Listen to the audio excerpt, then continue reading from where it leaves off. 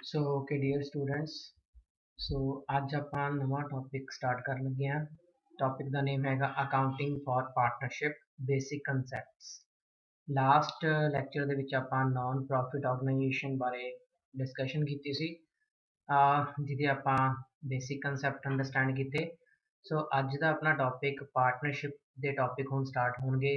ਅੱਜ ਮੈਂ ਤੁਹਾਨੂੰ ਪਹਿਲਾ ਜਿਹੜਾ ਟੌਪਿਕ ਆ ਬੇਸਿਕ ਕਨਸੈਪਟਸ ਉਹ ਚੈਪਟਰ ਮੈਂ ਬਾਰੇ ਆਪਾਂ ਡਿਸਕਸ਼ਨ ਕਰਨ ਚਾਹ ਰਹੇ ਹਾਂ। ਇਸ ਚੈਪਟਰ ਨੂੰ ਸਟਾਰਟ ਕਰਨ ਤੋਂ ਪਹਿਲਾਂ ਮੈਂ ਫਸਟ ਆਫ ਆਲ ਤੁਹਾਨੂੰ ਇਸ ਚੈਪਟਰ ਦੀ ਇੰਟਰੋਡਕਸ਼ਨ ਦੇਣੀ ਚਾਹੂੰਗਾ, ਬਿਕੋਜ਼ ਇੰਟਰੋਡਕਸ਼ਨ ਬਹੁਤ ਇੰਪੋਰਟੈਂਟ ਹੈ ਇਸ ਚੈਪਟਰ ਦੀ। ਆਪਾਂ ਸਾਰੇ ਇਸ ਗੱਲ ਨਾਲ ਲਾਈਕ ਆਪਾਂ ਨੂੰ ਪਤਾ ਹੈ ਕਿ ਕਿਸੇ ਵੀ ਫਰਮ ਜਾਂ ਬਿਜ਼ਨਸ ਨੂੰ ਚਲਾਉਣ ਲਈ ਹਿਊਮਨ ਬੀਇੰਗਸ ਦੀ ਲੋੜ ਪੈਂਦੀ ਹੈ। ਬਿਜ਼ਨਸ ਇੱਕ ਪਰਸਨ ਆਪ ਵੀ ਸਟਾਰਟ ਕਰ ਸਕਦਾ, ਜਿਹਨੂੰ ਆਪਾਂ ਸੋਲ ਪ੍ਰੋਪਰਾਈਟਰ ਬਿਜ਼ਨਸ ਕਹਿੰਦੇ ਆ। ਉਹ ਪਰਸਨ ਕਿਸੇ ਨੂੰ ਆਪਣੇ ਨਾਲ ਬਿਜ਼ਨਸ ਦੇ ਵਿੱਚ ਜੁਆਇਨ ਕਰਵਾ ਸਕਦਾ, ਜਿਹਨੂੰ ਆਪਾਂ ਪਾਰਟਨਰਸ਼ਿਪ ਫਰਮ ਕਹਿੰਦੇ ਆ। Sole proprietor firm and partnership firm ਦੋਨਾਂ ਦੇ ਵਿੱਚ ਬਹੁਤ ਡਿਫਰੈਂਸ ਆ। ਸੋਲ ਪ੍ਰੋਪਰਾਈਟਰ ਕੰਸਰਨ ਉਹ ਕੰਸਰਨ ਨੇ ਜਿਹਦਾ ਇੱਕ ਹੀ ਓਨਰ ਹੋਊਗਾ, ਇੱਕ ਹੀ ਪਰਸਨ ਹੋਊਗਾ ਜਿਹੜੇ ਸਾਰੇ ਕੰਮ ਲਈ ਰਿਸਪੌਂਸਿਬਲ ਹੋਊਗਾ। ਆਪ ਹੀ ਉਹ ਆਪਣੀ ਕੈਪੀਟਲ ਲੈ ਕੇ ਆਊਗਾ, ਆਪ ਹੀ ਸਾਰਾ ਕੁਝ ਮੈਨੇਜ ਕਰੂਗਾ, ਡਿਸੀਜਨ ਮੇਕਿੰਗ ਉਹਦੀ ਖੁਦ ਹੀ ਹੋਊਗੀ, ਸਾਰੇ ਰਿਸੋਰਸਿਸ ਨੂੰ ਆਪ ਕਲੈਕਟ ਕਰੂਗਾ, ਪ੍ਰੋਫਿਟ ਉਹਦਾ ਸਾਰਾ ਹੋਊਗਾ, ਲਾਸ ਵੀ ਉਹਨੂੰ ਸਾਰੇ ਨੂੰ ਇਕੱਲੇ ਨੂੰ ਹੀ ਬੇਅਰ ਕਰਨਾ ਪਊਗਾ। ਬਟ ਕਈ ਵਾਰ ਜਿਹੜੀ ਸੋਲ ਪ੍ਰੋਪਰਾਈਟਰ ਬਿਜ਼ਨਸ ਆ ਉਹਦੀਆਂ ਲਿਮਿਟੇਸ਼ਨਸ ਵੀ ਨੇ। ਲਿਮਿਟੇਸ਼ਨਸ ਆਪਾਂ ਇਸ ਪੁਆਇੰਟ ਆਫ ਵਿਊ ਤੋਂ ਲੈ ਸਕਦੇ ਹਾਂ ਕਿ ਇੱਕ ਪਰਸਨ ਇੰਨੀ ਜ਼ਿਆਦਾ ਕੈਪੀਟਲ ਕਲੈਕਟ ਨਹੀਂ ਕਰ ਸਕਦਾ, ਇੱਕ ਪਰਸਨ ਸਾਰੇ ਬਿਜ਼ਨਸ ਨੂੰ ਆਪ ਮੈਨੇਜ ਨਹੀਂ ਕਰ ਸਕਦਾ, ਇੱਕ ਪਰਸਨ ਸਾਰੇ ਤਰ੍ਹਾਂ ਦੇ ਡਿਸੀਜ਼ਨ ਨਹੀਂ ਲੈ ਸਕਦਾ। ਉੱਥੇ ਮਿਸਟੇਕਸ ਹੋਣ ਦੇ ਚਾਂਸਸ ਜ਼ਿਆਦਾ ਹੋਣਗੇ।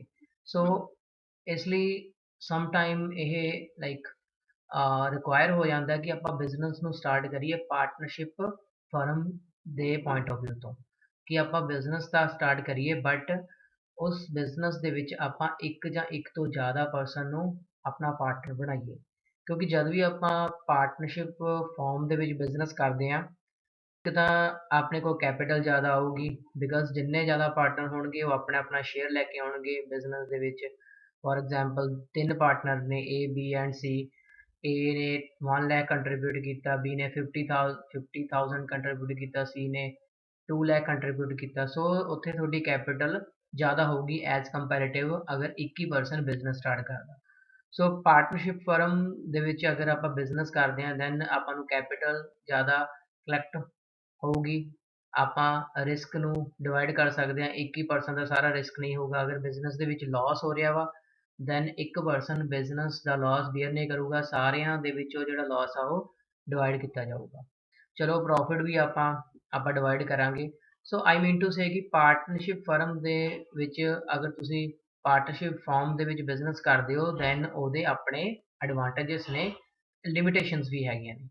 ਆਪਣਾ ਜਿਹੜਾ ਟੌਪਿਕ ਅੱਜ ਆਪਾਂ ਬੇਸਿਕ ਕਨਸੈਪਟ ਦੀ ਗੱਲ ਕਰਾਂਗੇ ਕਿ ਪਾਰਟਨਰਸ਼ਿਪ ਕੀ ਚੀਜ਼ ਆ, ਮੀਨਿੰਗ, ਫੀਚਰਸ, ਲਾਈਕ ਕੀ ਫਰਦਰ ਅਕਾਊਂਟਸ ਕਿਹੜੇ ਪ੍ਰਪੇਅਰ ਕਰਨੇ ਪੈਂਦੇ ਨੇ। ਜਦ ਵੀ ਆਪਾਂ ਪਾਰਟਨਰਸ਼ਿਪ ਫਾਰਮ ਦੇ ਵਿੱਚ ਬਿਜ਼ਨਸ ਸਟਾਰਟ ਕਰਦੇ ਹਾਂ ਦੈਨ ਆਪਾਂ ਆਪਣੇ ਬਿਜ਼ਨਸ ਨੂੰ ਪਾਰਟਨਰਸ਼ਿਪ ਐਕਟ 1932 ਦੇ ਅੰਡਰ ਰਜਿਸਟਰਡ ਕਰਵਾਉਂਦੇ ਹਾਂ। ਠੀਕ ਆ। ਅਗਰ ਆਪਾਂ ਆਪਣਾ ਬਿਜ਼ਨਸ ਆਪਾਂ ਜੁਆਇੰਟ ਸਟਾਕ ਕੰਪਨੀ ਦੀ ਫਾਰਮ 'ਚ ਕਰਾਈਏ ਦੈਨ ਉਹ ਕੰਪਨੀ ਐਕਟ ਦੇ ਅੰਡਰ 2013 ਦੇ ਅੰਡਰ ਰਜਿਸਟਰਡ ਹੋਊਗਾ, ਪਹਿਲਾਂ 1956 ਦੇ ਅੰਡਰ ਰਜਿਸਟਰਡ ਹੁੰਦਾ ਸੀ। ਬਟ ਪਾਰਟਨਰਸ਼ਿਪ ਬਿਜ਼ਨਸ ਨੇ ਉਹ 1932 1932 ਦੇ ਜਿਹੜਾ ਐਕਟ ਬਣਿਆ ਹੋਇਆ ਪਾਰਟਨਰਸ਼ਿਪ ਐਕਟ ਉਹਦੇ ਅੰਡਰ ਰਜਿਸਟਰਡ ਹੁੰਦੇ।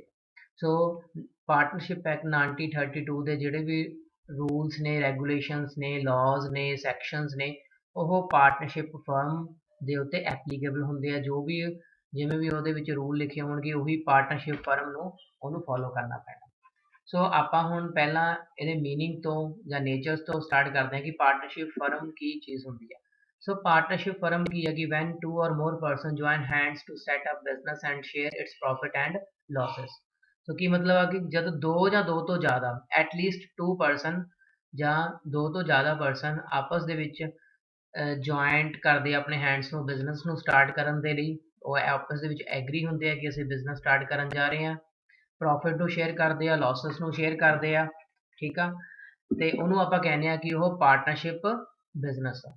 ਸਿੰਪਲੀ ਜਦ ਦੋ ਜਾਂ ਦੋ ਤੋਂ ਜ਼ਿਆਦਾ ਪਰਸਨ ਆਪਸ ਦੇ ਵਿੱਚ ਮਿਲ ਕੇ ਕੋਈ ਬਿਜ਼ਨਸ ਸਟਾਰਟ ਕਰਨ ਉਸ ਬਿਜ਼ਨਸ ਦੇ ਸਾਰੇ ਪ੍ਰੋਫਿਟ ਅਤੇ ਲਾਸਸ ਨੂੰ ਆਪਸ 'ਚ ਡਿਵਾਈਡ ਕਰਨ, ਇਟਸ ਕਾਲਡ ਪਾਰਟਨਰਸ਼ਿਪ ਬਿਜ਼ਨਸ।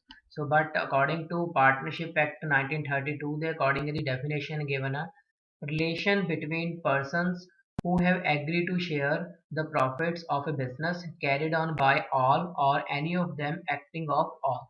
ਇਹਦਾ ਮਤਲਬ ਕੀ ਹੈ ਕਿ ਪਾਰਟਨਰਸ਼ਿਪ ਫਰਮ ਜਾਂ ਪਾਰਟਨਰਸ਼ਿਪ ਬਿਜ਼ਨਸ ਕੀ ਹੈ ਕਿ ਜਦ ਇੱਕ ਐਦਾਂ ਦਾ ਰਿਲੇਸ਼ਨ ਜਿਹੜਾ ਪਰਸਨਸ ਦੇ ਵਿੱਚ ਹੋਊਗਾ, ਉਹ ਪਰਸਨਸ ਦੇ ਵਿੱਚ ਜਿਹੜੇ ਐਗਰੀਡ ਨੇ ਬਿਜ਼ਨਸ ਨੂੰ ਆਪਰੇਟ ਕਰਨ ਦੇ ਲਈ, ਬਿਜ਼ਨਸ ਨੂੰ ਰਨ ਕਰਨ ਦੇ ਲਈ, ਤੇ ਬਿਜ਼ਨਸ ਦਾ ਜਿਹੜਾ ਪ੍ਰੋਫਿਟ ਹੋਊਗਾ ਉਹ ਆਪਸ 'ਚ ਡਿਵਾਈਡ ਕਰਨਗੇ, ਚਾਹੇ ਬਿਜ਼ਨਸ ਨੂੰ ਇੱਕ ਜਣੇ ਨੇ ਕੈਰੀ ਕੀਤਾ ਹੋਇਆ, ਚਾਹੇ ਬਿਜ਼ਨਸ ਨੂੰ ਸਾਰੇ ਜਣੇ ਨੇ ਕੈਰੀ ਕੀਤਾ ਹੋਇਆ। ਆਈ ਮੀਨ ਟੂ ਸੇ ਕਿ ਅਗਰ ਤੁਸੀਂ ਕਿਸੇ ਪਰਸਨ ਨਾਲ ਪਾਰਟਨਰਸ਼ਿਪ ਕਰਦੇ ਹੋ ਦੈਨ ਜ਼ਰੂਰੀ ਨਹੀਂ ਹੁੰਦਾ ਕਿ ਤੁਸੀਂ ਐਜ਼ ਸੱਚ ਉਹਦੇ ਵਿੱਚ ਐਕਟਿੰਗ ਪਾਰਟਨਰ ਕੰਮ ਕਰੋ। ਕਈ ਵਾਰ ਤੁਸੀਂ ਜਸਟ ਆਪਣੀ ਕੈਪੀਟਲ ਕੰਟਰੀਬਿਊਟ ਕਰਦੇ ਹੋ, ਐਕਟਿੰਗ ਪਾਰਟਨਰ ਦੇ ਪੁਆਇੰਟ ਆਫ ਵਿਊ ਤੋਂ ਨਹੀਂ ਕੰਮ ਕਰਦੇ, ਬਟ ਉਸ ਕੇਸ ਦੇ ਵਿੱਚ ਵੀ ਜਿਹੜਾ ਤੁਹਾਡਾ ਦੂਸਰਾ ਪਾਰਟਨਰ ਆ ਉਹਨੇ ਜੋ ਵੀ ਕੰਮ ਕੀਤਾ ਹੋਊਗਾ ਉਹਦੇ ਲਈ ਤੁਸੀਂ ਵੀ ਲਾਇਬਲ ਹੋਵੋਗੇ। ਸੋ ਇਹ ਚੀਜ਼ ਲਿਖੀ ਹੋਈ ਆ ਪਾਰਟਨਰਸ਼ਿਪ ਐਕਟ 1932 ਦੇ ਵਿੱਚ ਪਾਰਟਨਰਸ਼ਿਪ ਬਿਜ਼ਨਸ ਦੀ, ਅਗਰ ਆਪਾਂ ਡੈਫੀਨੇਸ਼ਨ ਦੀ ਗੱਲ ਕਰੀਏ। ਸੋ ਆਪਾਂ ਮੇਨ ਇਹਦੇ ਫੀਚਰਸ ਪੜ੍ਹ ਲੈਣੇ ਕਿ ਕਿਹੜੇ ਫੀਚਰਸ ਨੇ। ਸੋ ਸਭ ਤੋਂ ਪਹਿਲਾ ਫੀਚਰ ਹੈਗਾ ਟੂ ਔਰ ਮੋਰ ਪਰਸਨਸ। ਸੋ ਸਿੰਪਲੀ ਮੈਂ ਹੁਣੇ ਜੋ ਤੁਹਾਨੂੰ ਹੁਣੇ ਗੱਲ ਕਹੀ ਆ ਕਿ ਪਾਰਟਨਰਸ਼ਿਪ ਬਿਜ਼ਨਸ ਦੇ ਵਿੱਚ ਐਟਲੀਸਟ 2 ਜਾਂ 2 ਤੋਂ ਜ਼ਿਆਦਾ ਪਰਸਨ ਕੰਮ ਕਰਨਗੇ, ਆਪਸ 'ਚ ਉਹ ਬਿਜ਼ਨਸ ਸਟਾਰਟ ਕਰਨਗੇ, ਉਹਨਾਂ ਦਾ ਕਾਮਨ ਗੋਲ ਹੋਊਗਾ, ਠੀਕ ਆ। ਸੋ ਮਿਨੀਮਮ 2 ਮੈਂਬਰ ਹੋਣੇ ਚਾਹੀਦੇ ਆ, ਮੈਕਸਿਮਮ ਦੀ ਲਿਮਿਟ ਹੈਗੀ ਆ ਡਿਪੈਂਡਿੰਗ ਅਪੋਨ ਕਿ ਉਹ ਕਿਸ ਤਰ੍ਹਾਂ ਦਾ ਬਿਜ਼ਨਸ ਹੈ। ਅਗਰ ਉਹ ਬੈਂਕਿੰਗ ਬਿਜ਼ਨਸ ਆ ਦੈਨ 10% ਮੈਕਸਿਮਮ ਤੁਸੀਂ ਐਡ ਕਰ ਸਕਦੇ ਹੋ। ਅਗਰ ਕੋਈ ਹੋਰ ਕੋਈ ਬਿਜ਼ਨਸ ਆ ਦੈਨ ਉਹ 20 ਪਾਰਟਨਰ ਤੁਸੀਂ ਐਡ ਕਰ ਸਕਦੇ ਹੋ। ਸੋ ਬੈਂਕਿੰਗ ਬਿਜ਼ਨਸ ਦੇ ਵਿੱਚ 10 ਪਾਰਟਨਰ ਮੈਕਸਿਮਮ ਐਡ ਕਰ ਸਕਦੇ ਹੋ। ਬਾਕੀ ਜਿੰਨੇ ਵੀ ਹੋਰ ਬਿਜ਼ਨਸਿਸ ਨੇ ਉਹਦੇ ਵਿੱਚ ਅਗਰ ਤੁਸੀਂ ਪਾਰਟਨਰਸ਼ਿਪ ਕਰਦੇ ਹੋ ਦੈਨ 20% ਜਾਂ 20 ਪਾਰਟਨਰ ਨੂੰ ਐਡ ਕਰ ਸਕਦੇ ਹੋ। ਸੋ ਮਿਨੀਮਮ 2, ਮੈਕਸਿਮਮ 10 ਔਰ 20। Second point is agreement. Agreement ਦਾ ਮਤਲਬ ਹੈ ਕਿ ਜਿੰਨੇ ਵੀ ਪਾਰਟਨਰ ਤੁਸੀਂ ਐਡ ਕਰੋਗੇ ਆਪਸ ਦੇ ਵਿੱਚ ਐਗਰੀਮੈਂਟ ਕਰੋਗੇ। ਐਗਰੀਮੈਂਟ ਦਾ ਮਤਲਬ ਆਪਸ ਦੇ ਵਿੱਚ ਇੱਕ ਸਮਝੌਤਾ ਕਰੋਗੇ। ਉਹ ਐਗਰੀਮੈਂਟ ਦੇ ਅੰਡਰ ਕੀ ਲਿਖਿਆ ਹੋਊਗਾ ਕਿ ਅੱਜ ਤੋਂ ਬਾਅਦ ਬਿਜ਼ਨਸ ਦੇ ਵਿੱਚ ਜੋ ਵੀ ਪ੍ਰੋਫਿਟ ਹੋਊਗਾ, ਜੋ ਵੀ ਲਾਸ ਹੋਊਗਾ, ਅਸੀਂ ਉਹ ਸ਼ੇਅਰ ਕਰਾਂਗੇ, ਬਿਜ਼ਨਸ ਦੀ ਰਿਸਪੌਂਸਿਬਿਲਿਟੀ ਨੂੰ ਆਪਸ 'ਚ ਸ਼ੇਅਰ ਕਰਾਂਗੇ, ਠੀਕ ਆ। ਸੋ ਉਹ ਚੀਜ਼ ਆਪਾਂ ਰਿਟਨ ਦੇ ਵਿੱਚ ਲੈਣੀ ਹੈ ਸਾਰੇ ਪਾਰਟਨਰਸ ਤੋਂ, ਔਰਲੀ ਨਹੀਂ ਲੈਣਾ। ਇੱਕ ਐਗਰੀਮੈਂਟ ਹੋਊਗਾ ਜਿਹੜਾ ਇੱਕ ਰਿਟਨ ਫਾਰਮ 'ਚ ਹੋਊਗਾ, ਸਾਰਿਆਂ ਦੇ ਉੱਤੇ ਸਿਗਨੇਚਰ ਹੋਣਗੇ। ਜੋ ਵੀ ਤੁਸੀਂ ਰੂਲਸ ਰੈਗੂਲੇਸ਼ਨ ਬਣਾਓਗੇ ਪਾਰਟਨਰਸ਼ਿਪ ਬਿਜ਼ਨਸ ਨੂੰ ਸਟਾਰਟ ਕਰਨ ਦੇ ਟਾਈਮ, ਉਹਦੇ ਨੀਚੇ ਸਾਰੇ ਪਾਰਟਨਰਸ ਦੇ ਸਿਗਨੇਚਰ ਲਵੋਗੇ, ਠੀਕ ਆ। ਸੋ ਸਿਗਨੇਚਰ ਕਰਨ ਦਾ ਮਤਲਬ ਕੀ ਹੈ ਕਿ ਸਾਰੇ ਪਾਰਟਨਰ ਐਗਰੀ ਨੇ ਕਿ ਅਸੀਂ ਪ੍ਰੋਫਿਟ ਦੇ ਵਿੱਚ ਸ਼ੇਅਰ ਕਰਾਂਗੇ, ਲਾਸਸ ਨੂੰ ਸ਼ੇਅਰ ਕਰਾਂਗੇ, ਕੰਮ ਕਰਾਂਗੇ ਬਿਜ਼ਨਸ ਦੇ ਵਿੱਚ ਸਾਰੇ ਜਣੇ ਮਿਲ ਕੇ ਕੰਮ ਕਰਾਂਗੇ, ਠੀਕ ਆ। ਸੋ ਅਗਰ ਕੋਈ ਡਿਸਪਿਊਟ ਹੋਊਗਾ ਦੈਨ ਉਹਨੂੰ ਕਿਵੇਂ ਸੌਰਟ ਆਊਟ ਕਰਨਾ, ਉਹ ਸਾਰਾ ਕੁਝ ਐਗਰੀ ਉਹਨਾਂ ਨੇ ਪਹਿਲਾਂ ਹੀ ਐਗਰੀ ਕੀਤਾ। Then business. ਸੋ ਓਬਵੀਅਸ ਆ ਪਾਰਟਨਰਸ਼ਿਪ ਫਰਮ ਜਿਹੜੀ ਸਟਾਰਟ ਹੁੰਦੀ ਹੈ ਕਿਸੇ ਬਿਜ਼ਨਸ ਨੂੰ ਰਨ ਕਰਨ ਲਈ ਹੁੰਦੀ ਹੈ। ਸੋ ਕੋਈ ਵੀ ਬਿਜ਼ਨਸ ਹੋ ਸਕਦਾ, ਕੋਈ ਟ੍ਰੇਡਿੰਗ ਦਾ ਬਿਜ਼ਨਸ ਹੋ ਸਕਦਾ, ਕੋਈ ਮੈਨੂਫੈਕਚਰਿੰਗ ਦਾ ਬਿਜ਼ਨਸ ਹੋ ਸਕਦਾ। ਸੋ ਬਿਜ਼ਨਸ ਦਾ ਮੇਨ ਪ੍ਰੋਫਿਟ ਅਰਨ ਕਰਨਾ ਹੋਣਾ ਚਾਹੀਦਾ, ਠੀਕ ਆ। ਬਿਕੋਜ਼ ਮੇਨ ਪਾਰਟਨਰ ਨੇ ਪ੍ਰੋਫਿਟ ਅਰਨ ਕਰਨਾ ਵਾ। ਸੋ ਕੋਈ ਵੀ ਬਿਜ਼ਨਸ ਹੋ ਸਕਦਾ ਉਹ, ਬਟ ਉਹ ਇਲੀਗਲ ਬਿਜ਼ਨਸ ਨਹੀਂ ਹੋਣਾ ਚਾਹੀਦਾ, ਲੀਗਲ ਹੋਣਾ ਚਾਹੀਦਾ। ਉਹ ਬਿਜ਼ਨਸ ਕਿ ਜਿਹਨੂੰ ਕਿਸੇ ਕੰਟਰੀ ਦੀ ਗਵਰਨਮੈਂਟ ਅਲਾਓ ਕਰਦੀ ਹੈ ਕਰਨ ਨੂੰ, ਠੀਕ ਆ। ਜਿਵੇਂ ਫੋਰ ਐਗਜ਼ਾਮਪਲ ਤੁਸੀਂ ਕੋਈ ਇੱਦਾਂ ਦੀ ਸਮਗਲਿੰਗ ਦਾ ਬਿਜ਼ਨਸ ਨਹੀਂ ਕਰ ਸਕਦੇ, ਠੀਕ ਆ। ਤੁਸੀਂ ਕੋਈ ਇੱਦਾਂ ਦੀ ਗੁੱਡਸ ਜਿਹਨੂੰ ਪ੍ਰੋਹਿਬਿਟਡ ਕੀਤਾ ਗਿਆ ਇੰਡੀਆ ਦੇ ਵਿੱਚ ਸੇਲ ਪਰਚੇਜ਼ ਕਰਨ ਦੇ ਵਿੱਚ, ਉਹਦਾ ਬਿਜ਼ਨਸ ਨਹੀਂ ਕਰ ਸਕਦੇ। ਸੋ ਪਾਰਟਨਰਸ਼ਿਪ ਫਰਮ ਦੇ ਵਿੱਚ ਆਪਾਂ ਮੋਸਟਲੀ ਲੀਗਲ ਬਿਜ਼ਨਸ ਨੂੰ ਹੀ ਰਨ ਕਰਦੇ ਹਾਂ। Next is fourth point is mutual agency. Mutual agency ਬਹੁਤ ਇੰਪੋਰਟੈਂਟ ਪੁਆਇੰਟ ਆ। ਇਹਦਾ ਮਤਲਬ ਆ ਕਿ ਪਾਰਟਨਰ ਇੱਕ ਦੂਜੇ ਦੇ ਕੰਮਾਂ ਲਈ ਰਿਸਪੌਂਸੀਬਲ ਨੇ, ਠੀਕ ਆ। ਪਾਰਟਨਰ ਏਜੰਟ ਵੀ ਨੇ ਤੇ ਪ੍ਰਿੰਸੀਪਲ ਵੀ ਨੇ। ਏਜੰਟ ਕਿਵੇਂ ਕਿ ਅਗਰ ਫੋਰ ਐਗਜ਼ਾਮਪਲ 5 ਪਾਰਟਨਰ ਨੇ, ਉਹਦੇ ਵਿੱਚੋਂ ਇੱਕ ਪਾਰਟਨਰ ਨੇ ਕੋਈ ਕੰਮ ਕੀਤਾ ਜਿਹਦੇ ਕਰਕੇ ਲਾਸ ਹੋਇਆ, ਸੋ ਇਹਦਾ ਮਤਲਬ ਆ ਕਿ ਬਾਕੀ 4 ਪਾਰਟਨਰ ਨੂੰ ਵੀ ਉਹ ਲਾਸ ਬੀਅਰ ਕਰਨਾ ਪੈਣਾ, ਚਾਹੇ ਉਹਨਾਂ ਨੇ ਉਹ ਕੰਮ ਨਹੀਂ ਕੀਤਾ, ਉਹਨਾਂ ਦੇ ਬਿਹਾਫ ਤੇ ਇੱਕ ਪਰਸਨ ਨੇ ਕੰਮ ਕੀਤਾ। ਬਟ ਅਗਰ ਪਾਰਟਨਰਸ਼ਿਪ ਦੇ ਵਿੱਚ ਇੱਕ ਪਰਸਨ ਬਾਕੀ ਪਾਰਟਨਰ ਦੇ ਬਿਹਾਫ ਤੇ ਕੋਈ ਵੀ ਕੰਮ ਕਰਦਾ, ਉਹ ਤੋਂ ਕੋਈ ਪ੍ਰੋਫਿਟ ਹੁੰਦਾ, ਕੋਈ ਲਾਸ ਹੁੰਦਾ, ਦੈਨ ਬਾਕੀ ਪਾਰਟਨਰਸ ਨੂੰ ਵੀ ਉਹ ਸ਼ੇਅਰ ਕਰਨਾ ਪੈਂਦਾ। ਸੋ ਇਹ ਕੀ ਹੈ ਕਿ ਮਿਊਚੁਅਲ ਏਜੰਸੀ ਆ ਕਿ ਜਿਹਦੇ ਵਿੱਚ ਇੱਕ ਪਾਰਟਨਰ ਆਪਣਾ ਕੰਮ ਕਰਕੇ ਬਾਕੀ ਸਾਰਿਆਂ ਨੂੰ ਰਿਸਪੌਂਸਿਬਲ ਕਰ ਸਕਦਾ ਤੇ ਕਿਸੇ ਦੇ ਕੰਮ ਲਈ ਆਪ ਵੀ ਰਿਸਪੌਂਸਿਬਲ ਹੋ ਸਕਦਾ, ਠੀਕ ਆ। ਸੋ ਅਗਰ ਇੱਕ ਪਾਰਟਨਰ ਨੇ ਕੋਈ ਕੰਮ ਕੀਤਾ ਜਿਹਦੇ ਕਰਕੇ ਪ੍ਰੋਫਿਟ ਹੋਇਆ ਦੈਨ ਉਹ ਸਾਰਿਆਂ 'ਚ ਡਿਵਾਈਡ ਹੋਊਗਾ, ਅਗਰ ਲਾਸ ਹੋਇਆ ਦੈਨ ਉਹ ਵੀ ਫਿਰ ਸਾਰਿਆਂ 'ਚ ਡਿਵਾਈਡ ਹੋਊਗਾ। So it's called mutual agency ਕਿ ਇੱਕ ਪਾਰਟਨਰ ਇੱਕ ਪ੍ਰਿੰਸੀਪਲ ਵੀ ਆ ਤੇ एजेंट भी है। प्रिंसीपल मतलब एक प्रिंसीपल का काम एजेंट को मनना पैना, एजेंट किवें एक पार्टनर कि बाकी अगर दूसरे पार्टनर ने कोई काम किया उन्होंने मनना पैना। ठीक है, next 5th point is sharing of profit. So हुणे आपां गल कीती है कि पार्टनरशिप फर्म दे विच हमेशा आपां प्रॉफिट नूं शेयर करते हैं। So profit and loss share होंदे ने, पहला ही एक रेशो डिसाइड की जाती है कि किहड़े पार्टनर ने किन्ने % प्रॉफिट और लॉस शेयर करना। ਇਹ ਇਕੁਅਲ ਵੀ ਹੋ ਸਕਦਾ ਤੇ ਵੈਰੀ ਵੀ ਕਰ ਸਕਦਾ, ਇਕੁਅਲ ਨਹੀਂ ਵੀ ਹੋ ਸਕਦਾ। ਡਿਪੈਂਡ ਕਰਦਾ ਕਿ ਇੱਕ ਪਾਰਟਨਰ ਕਿੰਨੀ ਕੈਪੀਟਲ ਕੰਟਰੀਬਿਊਟ ਕਰ ਰਿਹਾ। ਜਿੰਨੀ ਜ਼ਿਆਦਾ ਕੈਪੀਟਲ ਕੰਟਰੀਬਿਊਟ ਕਰੂਗਾ ਉਹਨੂੰ ਉਹਨਾਂ ਪ੍ਰੋਫਿਟ ਜ਼ਿਆਦਾ ਸ਼ੇਅਰ ਮਿਲੂਗਾ, ਜਿੰਨੀ ਘੱਟ ਕੈਪੀਟਲ ਕੰਟਰੀਬਿਊਟ ਕਰੂਗਾ ਉਹਨੂੰ ਉਹਦਾ ਸ਼ੇਅਰ ਪ੍ਰੋਫਿਟ ਦਾ ਸ਼ੇਅਰ ਉਹਨਾਂ ਘੱਟ ਮਿਲੂਗਾ।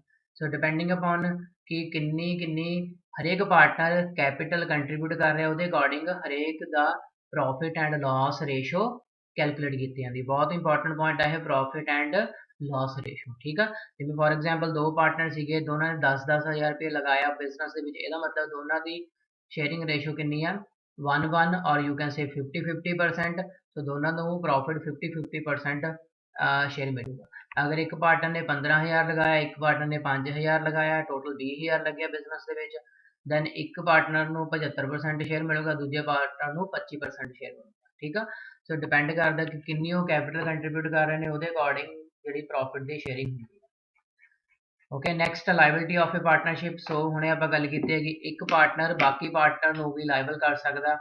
okay, so each partner is liable jointly with all the other partners and also severally to the third party of all acts of the firm hold done by he is a partner।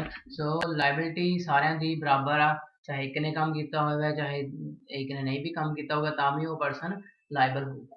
ਠੀਕ ਆ, but ਇੱਕ partner ਅਗਰ partnership ਦੇ business ਦੇ rules ਤੋਂ ਬਾਹਰ ਜਾ ਕੇ ਕੰਮ ਕਰ ਰਿਹਾ ਵਾ ਦੈਨ ਉੱਥੇ ਉਹ ਪਰਸਨਲੀ ਲਾਇਬਲ ਹੋਊਗਾ, ਫਿਰ ਉਹ ਬਾਕੀ ਪਾਰਟਨਰ ਨੂੰ ਲਾਇਬਲ ਨਹੀਂ ਕਰ ਸਕਦਾ। ਬਟ ਅਗਰ ਇੱਕ ਪਾਰਟਨਰ ਵਿਦਨ ਦਾ ਰੂਲ ਰਹਿ ਕੇ ਕੰਮ ਕੀਤਾ, ਉਹਨੇ within the rules and regulation ਉਹਨੇ ਕੰਮ ਕੀਤਾ ਬਟ ਬਿਜ਼ਨਸ ਨੂੰ ਲਾਸ ਹੋ ਗਿਆ, ਬਿਜ਼ਨਸ ਦੀ ਕੋਈ ਲਾਇਬਿਲਿਟੀ ਜਨਰੇਟ ਹੋ ਗਈ, ਸੋ ਉਸ ਕੇਸ ਦੇ ਵਿੱਚ ਉਹ ਬਾਕੀ ਪਾਰਟਨਰ ਨੂੰ ਵੀ ਲਾਇਬਲ ਕਰ ਸਕਦਾ ਲਾਇਬਿਲਿਟੀ ਸ਼ੇਅਰ ਕਰਨ ਦੇ ਵਿੱਚ। ਓਕੇ, ਸੋ ਇਹ ਫੀਚਰ ਸੀਗੇ। ਇਸ ਤੋਂ ਬਾਅਦ ਆਪਾਂ ਗੱਲ ਕਰ ਲੈਂਦੇ ਹਾਂ ਪਾਰਟਨਰਸ਼ਿਪ ਡੀਡ।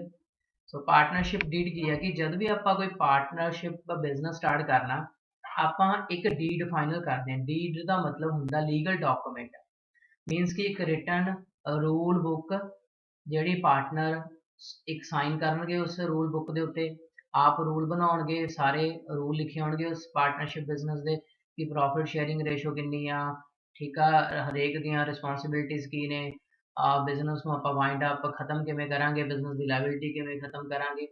मतलब एक पार्टनरशिप बिजनेस को चलाउण लई जिहड़े रूल्स एंड रेगूलेशन हुंदे आ ਉਹਦਾ ਇੱਕ ਲੀਗਲ ਡਾਕੂਮੈਂਟ, ਉਹਦਾ ਇੱਕ ਰਿਟਨ ਡਾਕੂਮੈਂਟ, ਉਹਨੂੰ ਆਪਾਂ ਕੀ ਕਹਿੰਦੇ ਆ ਪਾਰਟਨਰਸ਼ਿਪ ਡੀਡ, ਜਿਹਦੇ ਵਿੱਚ ਸਾਰੇ ਰੂਲਸ ਰੈਗੂਲੇਸ਼ਨ ਲਿਖੇ ਹੁੰਦੇ ਆ। ਸੋ ਉਹ ਪਾਰਟਨਰਸ਼ਿਪ ਡੀਡ ਤੇ ਸਾਰੇ ਪਾਰਟਨਰ ਸਾਈਨ ਕਰਨਗੇ। ਉਹ ਸਾਈਨ ਕਰਨ ਦਾ ਮਤਲਬ ਕੀ ਹੈ ਕਿ ਉਸ ਪਾਰਟਨਰਸ਼ਿਪ ਡੀਡ ਦੇ ਅਕੋਰਡਿੰਗ ਸਾਰੇ ਜਾਣੇ ਕੰਮ ਕਰਨਗੇ। ਅਗਰ ਕੋਈ ਪਰਸਨ ਉਸ ਡੀਡ ਤੋਂ ਬਾਹਰ ਜਾ ਕੇ ਕੰਮ ਕਰਦਾ ਵਾ ਦੈਨ ਉਹ ਫਿਰ ਪਰਸਨਲੀ ਲਾਇਬਲ ਹੋਊਗਾ, ਉਹ ਬਾਕੀ ਪਾਰਟਨਰਸ ਨੂੰ ਲਾਇਬਲ ਨਹੀਂ ਕਰ ਸਕਦਾ। ਸੋ इस डीड के फॉलोइंग कंटेंट्स ने कि इस डीड के किहड़े-किहड़े चीज़ां लिखियां होंदियां ने। So mostly name and address of the firm and it's main business. So firm का नाम की है, उसका एड्रैस की है, तो मेन बिजनेस की है, किस टाइप का बिजनेस है। Then names and addresses of the all partner, सारे पार्टनर का नाम और address, amount of capital to be contributed by each partner, हरेक पार्टनर ने कितनी कितनी कैपिटल कंट्रीब्यूट की है। The accounting period of firm, firm का अकाउंट पीरियड साल का वा या 6 मंथ का वा।